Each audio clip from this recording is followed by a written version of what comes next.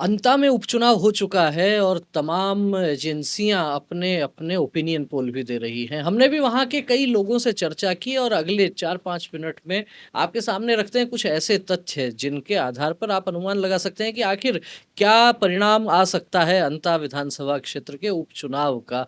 Opinion poll की बात करते हैं, उसके पहले बात एग्जिट पोल की भी हुई है। एग्जिट पोल को लेकर तमाम तरह के दावे भी किए जाते हैं, लेकिन खैर फिलहाल हम फोकस करेंगे अंता विधानसभा क्षेत्र के ओपिनियन पोल को लेकर। उसके ओपिनियन पोल की बात करें तो खासतौर पर त्रिकोणीय मुकाबला सबको नजर आ ही रहा था। भारतीय जनता पार्टी से मोरपाल सुमन थे, कांग्रेस पार्टी से प्रमोद जैन भाया थे और साथ ही साथ मामले को त्रिकोणीय बनाया नरेश मीणा ने। ये जो त्रिकोणीय मुकाबला हुआ है इसके कारण ये भी कहा जा रहा है कि उपचुनाव में इतनी बम्पर वोटिंग वहां हुई है। 80.21% मतदान, आप समझ सकते हैं कितना बड़ा जो है वो मतदान है। तो किस के पक्ष में जाएगा इतना भारी मतदान। लेकिन एक बात और ध्यान देने की है, क्या ये इतनी बड़ी संख्या में मतदाता पहली बार निकले हैं अंता में? नहीं, गलत सोच रहे हैं आप। जो 2023 में पूरे राजस्थान में विधानसभा चुनाव हुए थे उस समय अंता में वोटिंग परसेंटेज था 80.35%। तो लगभग 0.14% जो है मतदान गिरा है। जो लोग 80% से ऊपर का मतदान देखकर खुश हो रहे हैं उनके लिए ये आंकड़ा समझना बहुत जरूरी है कि 80.35% मतदान रहा 2023 में। थोड़ा सा कम हुआ है, लेकिन फिर भी उपचुनाव में सामान्यतया मतदाता इतना ज्यादा बाहर नहीं निकलता। उसको लगता है कि मेरे एक वोट से न सरकार बनने वाली है न बिगड़ने वाली है, क्योंकि सरकार जो है वो पूर्ण बहुमत के साथ राजस्थान में भारतीय जनता पार्टी की भजनलाल शर्मा के नेतृत्व में चल ही रही है। तो भाजपा ये सीट जीते या हारे कोई खास फर्क नहीं पड़ने वाला था, लेकिन त्रिकोणीय मुकाबला हो गया। उसके बावजूद इतना बड़ा मतदान प्रतिशत और कई जगह पर तो मतदान के बहिष्कार की भी बातें सामने आई थी। खैर, इस बार कौन बाजी मारेगा इस पर बात करें उसके पहले पिछले 2-3 चुनावों में क्या ट्रेंड रहा है वहां पर, इसको देखेंगे तो ध्यान में आएगा। 2008 से लगातार कांग्रेस पार्टी से प्रमोद जैन भाया चुनाव लड़ रहे हैं। भारतीय जनता पार्टी ने बार बार वहां प्रत्याशी बदले हैं, स्थानीय प्रत्याशियों की भी मांग वहां उठती आई है, लेकिन कांग्रेस पार्टी से एक मजबूत और कद्दावर नेता प्रमोद जैन भाया 2008 से लेके और 2025 तक लगातार चुनाव लड़ रहे हैं। 2008 में उनका मुकाबला था भारतीय जनता पार्टी के पूर्व प्रदेश अध्यक्ष रघुवीर सिंह कौशल से और बुरी तरह पटकनी दी प्रमोद जैन भाया ने। उस चुनाव में 2008 के चुनाव में प्रमोद जैन भाया को वोट मिले थे 56,519। वहीं रघुवीर सिंह कौशल केवल 26,851 वोट प्राप्त कर पाए। 29,668 वोटों से वो चुनाव हार गए थे। ये वो दौर था जब वसुंधरा राजे की प्रदेश में धमक थी और ललित किशोर चतुर्वेदी, जसवंत सिंह, रामदास अग्रवाल, महावीर प्रसाद जैन, रघुवीर सिंह कौशल, तमाम बड़े नेता जो है वो असंतुष्ट नेताओं की श्रेणी में उस समय आते थे। बहुत तनाव का माहौल था पार्टी के भीतर। ऐसे में रघुवीर सिंह कौशल की अंता से करारी हार अपने आप में कई संदेश देने वाली थी। इसके बाद 2013 में 5 वर्ष बाद में फिर वही प्रमोद जैन भाया सामने थे और भारतीय जनता पार्टी ने टिकट बदला और टिकट दिया वहां से प्रभुलाल सैनी को। प्रभुलाल सैनी उस दौर में वसुंधरा राजे के खासे निकट माने जाते थे, उनकी गुड बुक में थे और चुनाव जीता भी प्रभुलाल सैनी ने 2013 में। 2013 से 18 भारतीय जनता पार्टी की सरकार रही। दर्शकों को याद होगा बम्पर सीटें भाजपा ने जीती थी, लगभग 150 से ज्यादा सीटें भाजपा ने जीती थी उस समय। ऐसे में प्रभुलाल सैनी को वोट मिले थे 69,960 और प्रमोद जैन भाया रह गए थे 66,561 वोटों पर। तो 3,399 वोटों से हार झेलनी पड़ी थी प्रमोद जैन भाया को। निकट का मामला था, कोई बहुत बड़ी हार नहीं थी, केवल 3,399। 3400 वोटों की बात करें, 1700 वोट इधर के उधर हो जाते तो परिणाम बदल सकता था। लेकिन 5 वर्ष बाद 2018 में फिर कांग्रेस से वही प्रमोद जैन भाया आते हैं और सामने होते हैं प्रभुलाल सैनी। प्रभुलाल सैनी को करारी शिकस्त मिलती है। 2018 के चुनाव में प्रमोद जैन भाया को बम्पर वोट मिलते हैं 97,160। प्रभुलाल सैनी सिमट जाते हैं 63,097 वोटों पर और 34,063 वोटों की हार ये प्रभुलाल सैनी को झेलनी पड़ती है और वहीं से कहीं ना कहीं ये समझा जा सकता है कि प्रभुलाल सैनी वहां कमजोर होते जाते हैं। 2023 के चुनाव की बात करें, भारतीय जनता पार्टी ने कंवरलाल मीणा पर दांव खेला। सामान्य सीट थी लेकिन अनुसूचित जनजाति के व्यक्ति को वहां से टिकट दिया गया। कंवरलाल मीणा भी वसुंधरा राजे के काफी निकट बताए जाते थे, उनको टिकट मिला। सामने कांग्रेस पार्टी से वही प्रमोद जैन भाया लगातार आप देखिए 8 से लेके और 25-23 तक लगातार चुनाव लड़ रहे थे। प्रमोद जैन भाया को वोट मिले 81,529 और कंवरलाल मीणा को वोट मिले 87,390। 5,861 वोटों से कंवरलाल मीणा चुनाव जीत जाते हैं। लेकिन एक पुराने मामले में फैसला आने के बाद उनकी विधायकी खत्म होती है और 2025 में उपचुनाव होता है।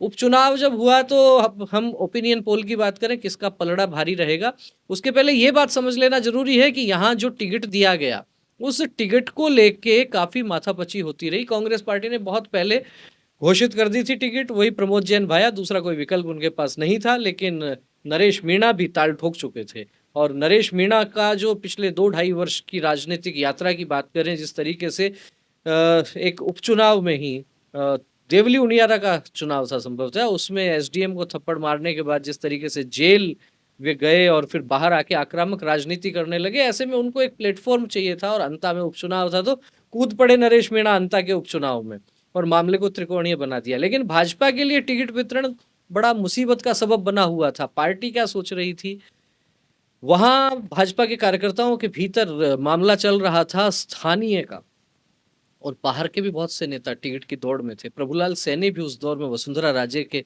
यहाँ मिलकर भी निकले थे, कयास लगाए जा रहे थे, लेकिन वही बाहरी वाला मामला था। तो ऐसे में स्थानीय व्यक्ति को टिकट देना था और वसुंधरा राजे के पुत्र दुष्यंत सिंह का संसदीय क्षेत्र है, वसुंधरा राजे के प्रभाव वाला वह क्षेत्र है। ऐसे में बिना वसुंधरा राजे की सहमति के टिकट देना भाजपा के लिए जोखिम भरा हो सकता था। तो भाजपा ने वसुंधरा राजे और उनके पुत्र को विश्वास में लेके और टिकट दिया मोरपाल सुमन को।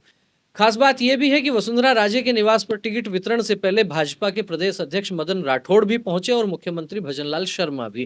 तीनों में लंबी वार्ता भी हुई और कहीं ना कहीं उसके बाद एक समझौता हुआ होगा, एक सहमति बनी होगी मोरपाल सुमन के नाम पर। जब चुनावी समर आगे बढ़ा और मोरपाल सुमन के पक्ष में जब भारतीय जनता पार्टी के नेता वहां धीरे धीरे प्रचार करने पहुंचने लगे तो भाजपा का एक माहौल वहां बनने लगा। प्रमोद जैन भाया बड़े मजबूत और कद्दावर नेता हैं और आपको याद होगा कि प्रधानमंत्री नरेंद्र मोदी भी जब उनके खिलाफ वहां चुनाव प्रचार करने एक बार गए थे तो वहां उन्होंने नारे लगवाए थे, भाया रे भाया खूब खाया, एक गांव को तो पूरा ही खाया। इसी तरह की टोन पर इस बार वहां पूर्व मंत्री राजेंद्र गुढ़ा के पुत्र शिवम गुढ़ा भी चुनाव प्रचार करते नजर आए, लेकिन वो प्रचार भाजपा के लिए नहीं कर रहे थे, वे प्रचार कर रहे थे नरेश मीणा के लिए। पहले बात भाजपा की कर लेते हैं तो भाजपा को एक लाभ ये मिला कि लो प्रोफाइल इमेज थी मोरपाल सुमन की, साधारण सामान्य कार्यकर्ताओं के बीच उठना बैठना था, एक अपनत्व का भाव कार्यकर्ताओं के साथ उनका नजर आ रहा था। लेकिन बड़े नेताओं की क्या गुटबाजियां चलती हैं, ये भी बात उस क्षेत्र में काफी जोर शोर से बैठी हुई थी। बात यह भी कही जा रही थी कि हाड़ौती के ही भाजपा के एक बड़े नेता जिनका अंदर ही अंदर कांग्रेस के प्रत्याशी के साथ गठबंधन हो चुका था, वे कांग्रेस के प्रत्याशी को जिताने के लिए अपनी राजनीतिक चौसर बिछा रहे थे, इस तरह की भी चर्चाएं सुनने को मिली। तो इस तरह का यदि भीतरघात होता है तो भाजपा के प्रत्याशी को नुकसान उठाना पड़ सकता है। लेकिन चुनाव में जब आखिरी दौर था, आखिरी समय था, उस समय पूर्व मुख्यमंत्री वसुंधरा राजे और वर्तमान मुख्यमंत्री भजनलाल शर्मा एक ही गाड़ी में रोड शो करते हुए भी दिखे। वसुंधरा राजे का अपना एक अलग प्रभाव उस क्षेत्र में है और उन्होंने उस प्रभाव को दिखाया भी और साथ ही साथ उन्होंने जब उद्बोधन दिया तो उसके बाद कहा भी पंडित भजनलाल शर्मा जी हमारे मुख्यमंत्री भी अब संबोधित करेंगे। याद कीजिए ये शब्द पंडित भजनलाल शर्मा, सामान्यतः अशोक गहलोत बोलते हैं, लेकिन अंता चुनाव की रैली में पूर्व मुख्यमंत्री वसुंधरा राजे ने भी भजनलाल शर्मा को पंडित कहा। तो क्या ब्राह्मण वोटों को साधने की कवायद थी एक शब्द के सहारे? हो सकता है लोगों को ये मैसेज देने का प्रयास किया गया हो कि पंडित भजनलाल शर्मा है तो उनको यदि मजबूत करना है तो अंता तो आपको जिताना ही पड़ेगा। अंता सीट भाजपा जीतती है तो वसुंधरा राजे और दुष्यंत सिंह दोनों का प्रभाव तो वैसे पहले से भी बढ़ा हुआ है और कोई बहुत अधिक फर्क पड़ने वाला लगता नहीं है।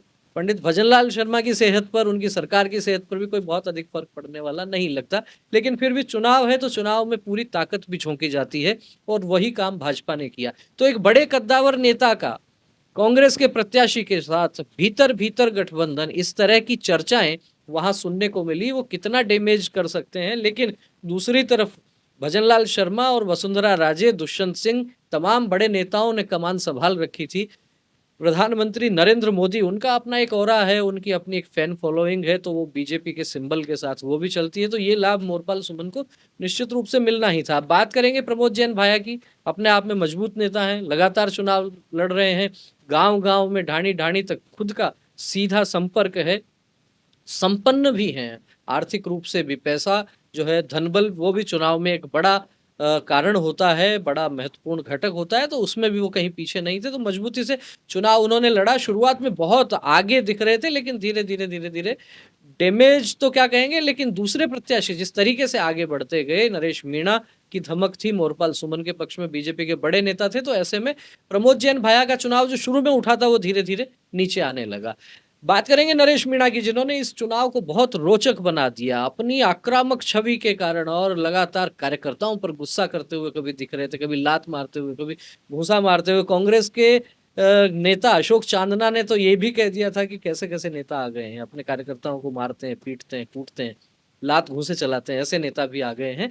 तो नरेश मीणा की निश्चित रूप से ये इमेज तो है, आक्रामकता के साथ-साथ जिस तरीके से लगता है कि आपा खो देते हैं, वो उनके राजनीतिक कैरियर के लिए भी नुकसान वाली चीजें हो सकती हैं। बहरहाल उन्होंने चुनाव को त्रिकोणीय जरूर बनाया और मजबूती से बनाया। एक तरफ उनके साथ अनुसूचित जनजाति के मीणा वोट बैंक उनके साथ हो सकता है, जो सामान्यतया कांग्रेस की तरफ ज्यादा जाता है, तो कांग्रेस का वोट नरेश मीणा वहां काट रहे हैं। वहीं दूसरी तरफ देखते हैं तो हनुमान बेनीवाल, वो भी उनके पक्ष में आते हैं। हनुमान बेनीवाल जो है वो पक्ष में आते हैं, सभाएं करते हैं और रोड शो करते हैं नरेश मीणा के समर्थन में।